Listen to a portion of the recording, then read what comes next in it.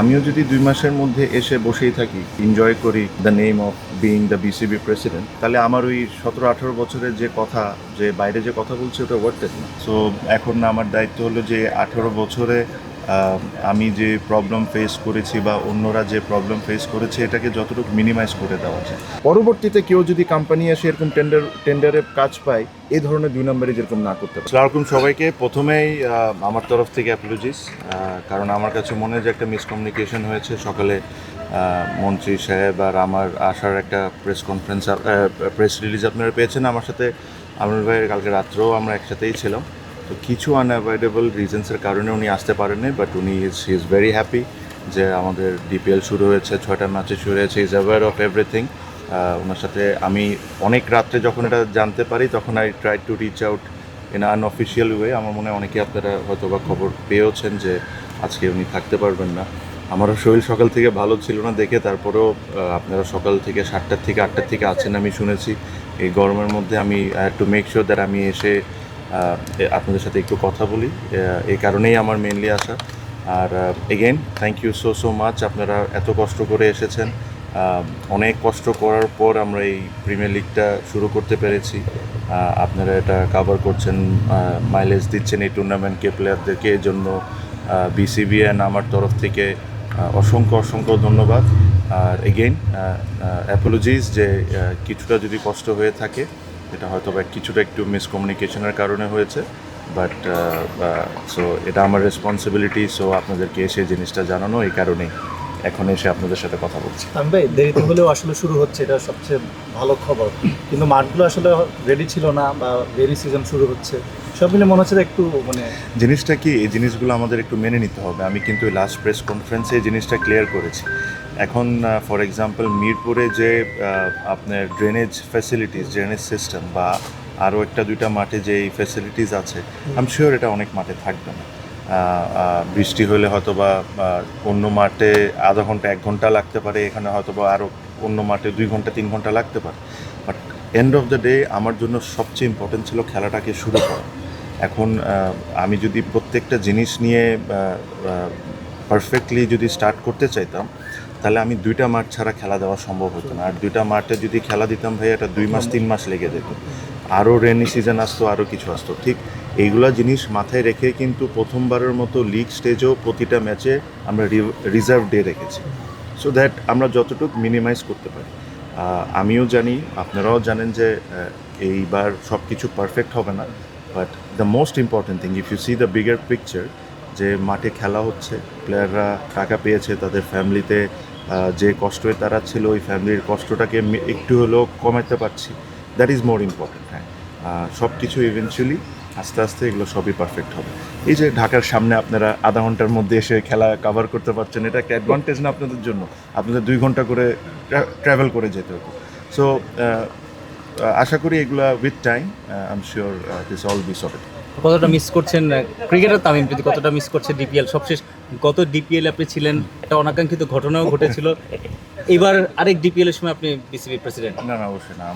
আমি খেলাধুলা নিয়ে অ্যাকচুয়ালি অত বেশি চিন্তা করি না এখন। আমি যেদিন খেলা ডিসাইড করেছি যে আমি ছেড়ে দিয়েছি, that's it. I had a fantastic 18 years.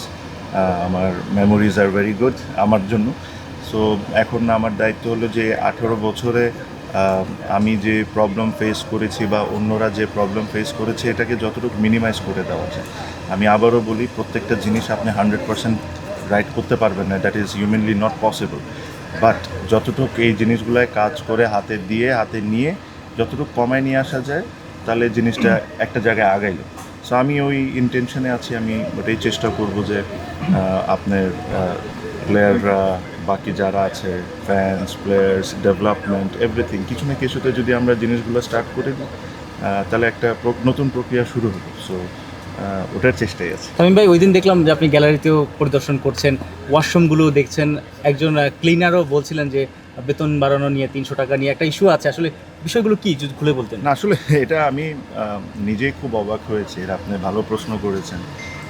আমি অ্যাকচুয়ালি ওই দিন যখন গ্যালারিতে গিয়েছিলাম, তখন একজন ফিনল্যান্ড থেকে একজন মহিলা ওই দিন সকালেই সে ফ্লাইটে ল্যান্ড করে এয়ারপোর্টে, ওখান থেকে স্ট্রেট মাঠে খেলা দেখতে আসছে। তো সে আমাকে খুব সুন্দর করে এসে বললো যে ভাইয়া, যদি একটু ওয়াশরুমগুলো ঠিক করা যায়। আপনি হয়তো বা শুনে অবাকই হবেন যে স্টেডিয়াম যখন বিল্ড হয়েছিল 2007-এ, তারপরের থেকে আর বাথরুম নিয়ে কোনো রেনোভেশন হয়নি, and this is not right. তো আমি এই কারণে যাওয়ার সময় ওখানে দেখেছিলাম। সো ইন্টারেস্টিংলি ওখানে একজন আমাদের খালাম্মা, আমি যাকে ডাকি খালাম্মা, একজন ছিলেন যেনার দায়িত্ব হলো বাথরুমটাকে পরিষ্কার রাখা, উনি ছিলেন। তো উনি আমাকে একটা কথা বলেছিলেন, যেটা হয়তো অনেকে ভিডিওতে দেখেছেন, যে ভাইয়া আমাদের 300 টাকা করে পাই Per এই day। জিনিস পার ডে এই জিনিসটা যদি আপনি একটু দেখতেন। তো কালকে আমি বিসিবিতে গিয়েছিলাম, বিসিবিতে যে আমি জিজ্ঞেস করলাম যে আমরা যে ক্লিনিং সার্ভিসটা আছে এদেরকে পার পার্সন কত টাকা করে দিই। তখন জেনে অবাকই হলাম যে 650 টাকা করে দিই। তো তখন আমি জিজ্ঞেস করলাম যে 650 টাকা করে দিই, তাহলে এরা 300 টাকা কেন পাচ্ছে? আমি বললাম যে যে ক্লিনিং সার্ভিসটা টেন্ডারের মাধ্যমে অ্যাওয়ার্ডেড হয়েছে তাকে ডাকে। তো তাকে ডাকলাম, তাকে ডেকে আমি জিজ্ঞেস করলাম যে রিজন কী। তো যে জিনিসগুলো শুনেছি এগুলো আসলে শকিং, খুবই শকিং। মানে এই জিনিসগুলোও যে বিসিবিতে হয় আইডিয়া তো ছিলই, বাট এই লেভেলের হয় এতটা আইডিয়া ছিল না। মজার বিষয়টা হলো বিসিবি নিজস্ব অনেক এমপ্লয়ি আছে, অনেক ক্লিনার আছেন, বাট যখন একটা সিরিজ চলে তখন বিসিবি এরকম থার্ড পার্টির থেকে টেন্ডারের মাধ্যমে ক্লিনিং সার্ভিস থেকে এই সুযোগ সুবিধাটা নেয়। তো যখন এই টেন্ডারটা হয়েছে, একটা কোম্পানি টেন্ডার পেয়েছে, তো নিয়ম কি ওই কোম্পানি লোকজন দিবে। বাট এখন যা হচ্ছে হলো যে ওই টেন্ডার একটা কোম্পানি পাচ্ছে, বিসিবিরই লোকজন এই 30-40 জন ক্লিনার দিচ্ছে, ওই কোম্পানি টাকাটা বিসিবির থেকে নিয়ে বিসিবির লোকজনকে দিচ্ছে, ওই টাকাটা নিয়ে সে টাকাটা নিয়ে তার মতো করে ক্লিনারদেরকে দিচ্ছে, আর যার প্রফিটটা তা রেখে নিচ্ছে। তো তখন আমি ওই ক্লিনিং সার্ভিসকে বললাম, মানুষকে আমি বললাম যে ভাইয়া আপনাকে 650 টাকা করে দেওয়া হয়, আপনি তো এখানে ফ্রি সার্ভিস দিতে আসেন নাই, আপনি এখানে লাভ করবেন বা আপনার কিছু খরচ টরচ থাকবে। তো আমি ধরলাম যে 650 টাকার থেকে পার পার্সন 150 টাকা আপনি লাভ করতে পারেন, খরচ টরচ থাকতে পারে। বাট এই মহিলাগুলো তো 500 টাকা পেতে পারে। তো বলে যে ভাইয়া আমি 500 টাকা করেই দিই। তো বলে যে আমি জিজ্ঞেস করছি কাকে দেন? তো বলে যে বিসিবির ওই উমুকরে দিই। উমুকরে দেওয়ার পর উনি আবার ওই ভদ্রলোকটা খালাম্মাদেরকে 300 টাকা করে দেন। মাঝখানে খালাম্মার হাতে 200 টাকা কয় হাত পেরিয়ে যায় খালাম্মার হাতে? ওই যে একটা মানুষ বিসিবির একজন employee। তামিম ভাই, তাহলে কি ব্যাপারটা এমন হয়ে গেছে যে যারা ক্লিনিং করে তারা 300 পায়, আর যারা ক্লিনিং কাজই করে না তারা 350 টাকা না, ফি নিয়ে নেয়? যারা না, আবার ওর লাভ আছে না ভাই। তো যে মাঝখানে যে ব্যক্তি কোনো কাজ না করে খালি লোকজনকে Exactly, দিয়ে clean না করে যে 200 টাকা 500 করে সে নিয়ে যাচ্ছে। তো তাকে আমি ডেকে কালকে বললাম যে আজকে থেকে আপনি যদি চান যে আমি এই টেন্ডারকে বা এই কন্ট্রাক্টকে অনার করি, তাহলে আপনারা আজকের থেকে লোক দিবেন, যেটা আপনাদের দেওয়ার কথা। আপনারা লোক দিয়ে আপনারা এই প্রত্যেকটা ক্লিনার যে খালাম্মা থাকতে পারে, এখানে অনেকেই পুরুষ মানুষও হইতে পারে, এদের নিজস্ব ব্যাংক অ্যাকাউন্ট হইতে হবে।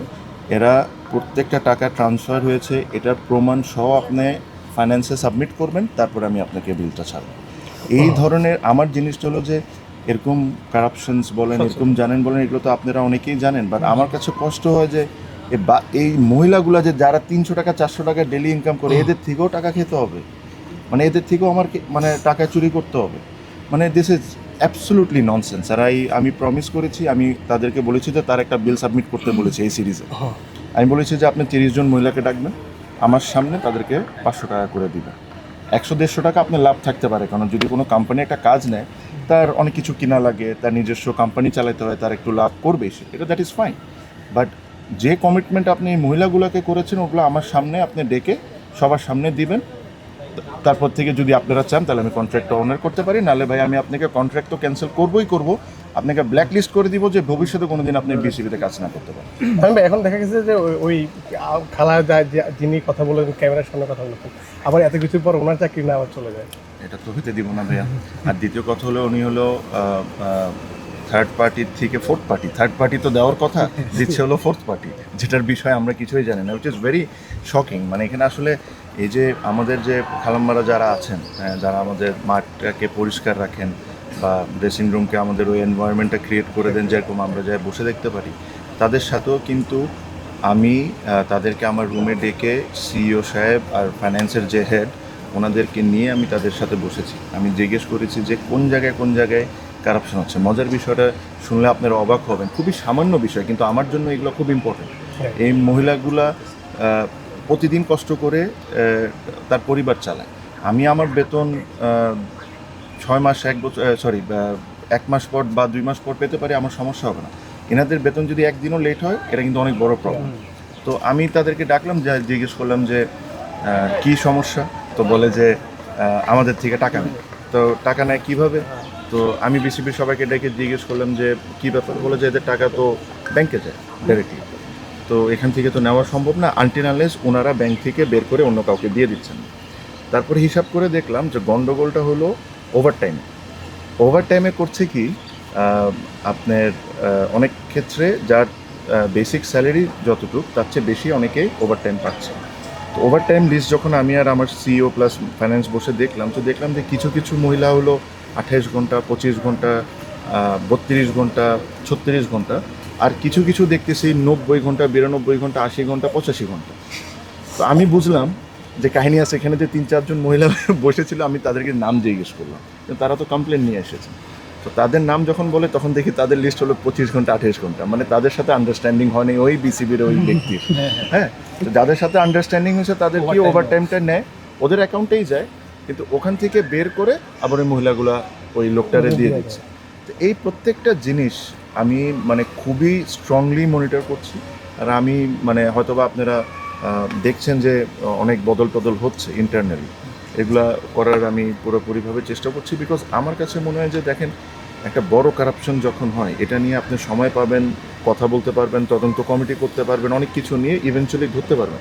বাট এই যে মহিলাগুলো যে যারা ধরেন 7,000, 8,000, 10,000 টাকা যারা বেতন পান, যাদের এই টাকায় পুরো পরিবার চলে, তাদের থেকে যদি 500 টাকাও কেউ নেয়, it is a massive crime. আর এই জিনিসটা আমি থাকতে কোনো বিন্দুমাত্রাও ছাড় নেই, 1%ও ছাড় হবে না। সো এই জিনিসগুলো আপনাদেরকে জানানোটাও ইম্পর্টেন্ট, আপনারাও এই জিনিসগুলো তুলে ধরবেন, সো দ্যাট পরবর্তীতে কেউ যদি কোম্পানি এসে এরকম টেন্ডারে কাজ পায়, এই ধরনের 2 নম্বরে যেরকম না করতে পারে। আর আপনারাও নজর রাখবেন, এটা আপনাদের রিকোয়েস্ট আমার পক্ষ থেকে। এই ধরনের কোনো গরিবের যেরকম কোনো সমস্যা না। জিনিসটা হলো যে এত বছর যে জিনিসটা নিয়ে কথা বলেছি অ্যাজ আ ক্রিকেটার যখন ছিলাম, যেটা হওয়া উচিত এটা হওয়া উচিত, ওটা হোক 2 মাসের জন্য অপরচুনিটি। অ্যাটলিস্ট ওই জিনিসগুলো তো কাজ করতে হবে, ঠিক করতে হবে। এখন আমিও যদি 2 মাসের মধ্যে এসে বসেই থাকি আর এনজয় করি the name of being the BCB president, তাহলে আমার ওই 17-18 বছরের যে কথা, যে বাইরে যে কথা বলছে, ওটা ওয়ার্থ ইট না। সো আমার এই 2 মাসের মধ্যে যতটুকু কিছু করা সম্ভব আমি এটা করে যাব। আবারও বলি, 2 মাসে শেষ করা যাবে না কোনো কিছু, বাট স্টার্ট করে দেওয়া যাবে। আমরা সমস্যা হলো যে স্টার্ট করাটা ইম্পর্টেন্ট। তানভীর ভাই, একটা প্রশ্ন, সেটা হচ্ছে এই যে আপনি স্ট্রিক্টলি দেখছেন এবং অনেক মজার অভিজ্ঞতাও কিন্তু হচ্ছে আপনার। তো ক্লাব ক্রিকেট নিয়েও আসলে এক ধরনের একটা গোষ্ঠী আছে বলে আমরা জানতাম, এবং অনেক ধরনের অভিযোগও কিন্তু ছিল আম্পায়ারিং, আপনি নিজেও দেখেছেন, আম্পায়ারদের সাথেও আসলে অনেক সময় অনেক কিছু হয়েছে। তো এখন আপনি এটাকে কিভাবে দেখছেন, এই যে যারা সিন্ডিকেট কিংবা একটা গোষ্ঠী আছে যারা সবসময় চেষ্টা করে? আমার কাছে মনে হয় লাস্ট 2 বছর আর 3 বছর যদি বলি, একটা আম্পায়ারের সার্টেন স্ট্যান্ডার্ড সবাই মেনটেন করছে। এই জিনিসগুলো একটা সময় হয়েছে, হয় না যে আমি কোনো সময় এটা বলবো না, বাট লাস্ট 2-3 বছরে একটা সার্টেন স্ট্যান্ডার্ড তারা মেনটেন করছে। আমি যখন এসেছিলাম আমি তাদেরকে একটা জিনিসই বলেছি যে দেখেন, আমি আপনাদের বিষয়ে খুব বেশি ইন্টারফেয়ার করতে চাই না, বাট আপনাদের তরফ থেকে আমার একটাই জিনিস, যেভাবে কাজ করে যাচ্ছেন উইথ ফুল অনেস্টি আপনারা ওই কাজ করে যাবেন। এখানে কোনো ব্যক্তি, কোনো দল, কাউকে কোনো সাপোর্ট দেওয়ার কোনো ধরনের কোনো কিছুর দরকার নেই। যেটা ফেয়ার আপনারাভাবেই করবেন। আপনারা হিউম্যান, আপনারা মিস্টেক করবেন, এটা আমি জানি। আমিও মিস্টেক করি, খেলার জীবনে মিস্টেক করেছি, এখন একটা দায়িত্ব আছে, হয়তো এখানেও মিস্টেক হবে, আপনাদেরও এরকম মিস্টেক হবে, এটা আমরা মিস্টেক হিসাবেই দেখবো। বাট ইন্টেনশনালি যেরকম কোনো কিছু না হয়। আর টু বি ভেরি অনেস্ট, তারা লাস্ট 2 সিজনস বলতে পারেন, 2-3 সিজন ধরে বেশ ভালোই কাজ করছে, কন্ট্রোভার্সি জিনিসটা অনেক কম। সো আশা করি এই জিনিসটা তারা মেনটেন করবেন, বিকজ আমাদের মধ্যে একজন এলিট প্যানেল আম্পায়ার, সো ওই প্রসেসটা তো স্টার্ট হয়ে গেছে। তো ওনাকে দেখে তো আরও 2টা ছেলে 3টা আম্পায়ারের স্বপ্ন থাকবে যে আমি ওই জায়গায় যাবো। সো ওই জায়গায় যেতে হলে এইসব জায়গায় খুব স্ট্রিক্ট থাকতে হবে। এখন তো আর কমিটির দল নাই কেন? হ্যাঁ, না, কমিটির দল ওটার বিষয় না ভাই। একটা জিনিস কি আমাদের এটাও মাথায় রাখতে হবে যে যেহেতু একটা কথা স্ট্যাবলিশ হয়ে গেছে, এটার কিন্তু অ্যাডভান্টেজ অপোনেন্টও নেই। আসলেই কোনো ঘটনা ঘটে নাই, কিন্তু জাস্ট একটা জিনিস স্ট্যাবলিশ হওয়া দেখে এই জিনিসটা বলে দেয়। So we have to be very careful যে এসব ধরনের কোনো কিছু হয়। আর আমার আন্ডারে কোনো কমিটির দল বা কোনো কিছু আশা করি ইনশাল্লাহ এই জিনিসটা হবে না। আমি একটা জিনিসই বলেছি, everyone is equal and everybody should get the equal opportunity.